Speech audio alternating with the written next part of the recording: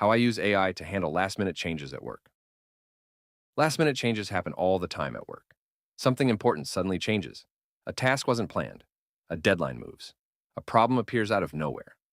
And when that happens, most people immediately start reacting. Phone calls, messages, emails, trying to solve everything at once.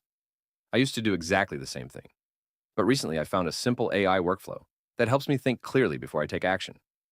And the part that surprised me most wasn't the AI itself. I'll show you that in a minute. Recently, a last-minute change came up at work. Something that wasn't planned suddenly needed to be arranged quickly. In situations like this, time matters.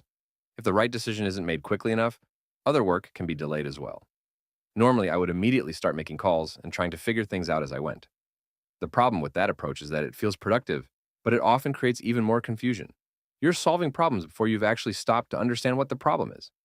So instead of reacting immediately, I opened ChatGPT and described the situation. Then I asked it 5 simple questions. What should happen first? Who should I contact? What risks should I consider? What's the fastest way forward? And what message should I send? The response looked surprisingly simple, but one section completely changed how I approach unexpected problems. Before we get to that part, let's look at the first recommendation. The first thing ChatGPT told me to do was clarify the decision. What exactly needs to happen? Who is responsible? And by when? That sounds obvious. But when you're under pressure, it's surprisingly easy to skip. Most people start solving the problem before they've clearly defined it. And that leads directly to the second mistake people make: contacting the wrong people first. The next recommendation was identifying who needs to be contacted and in what order. Not everyone at once. Not random phone calls. Not endless back and forth messages. A clear sequence. Decision makers first, then the people affected, then the people responsible for carrying out the work. That alone can save a surprising amount of time. But the next section was the one I found most useful. ChatGPT highlighted the biggest risks and bottlenecks: waiting for approvals, missing information, unavailable contacts, scheduling conflicts, communication problems. At first glance, those look obvious, but that's exactly the point. When something changes unexpectedly, it's easy to miss obvious things. For example, if one person is responsible for approving a decision and they're unavailable, everything stops. Or maybe you're working with incomplete information and don't realize it until later.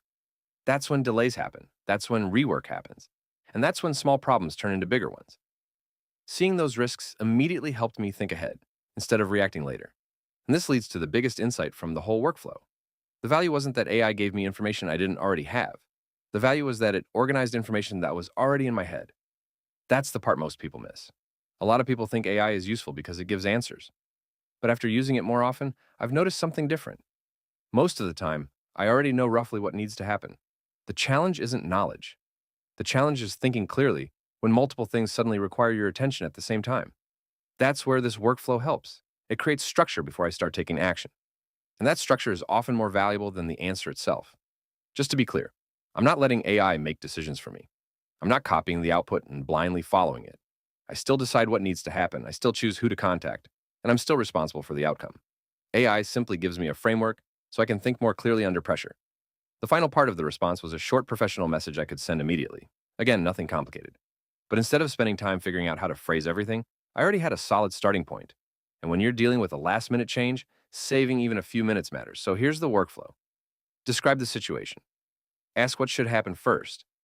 Ask who you should contact. Ask what risks you should consider. And ask for a clear action plan. You still make the decisions. You still take responsibility. But you spend less time figuring out where to start. And for me, that's been the biggest benefit. If you like simple systems that save time and make life easier, subscribe. Every Thursday on LifeOS, I share one practical workflow you can start using immediately. No fluff, just systems that work.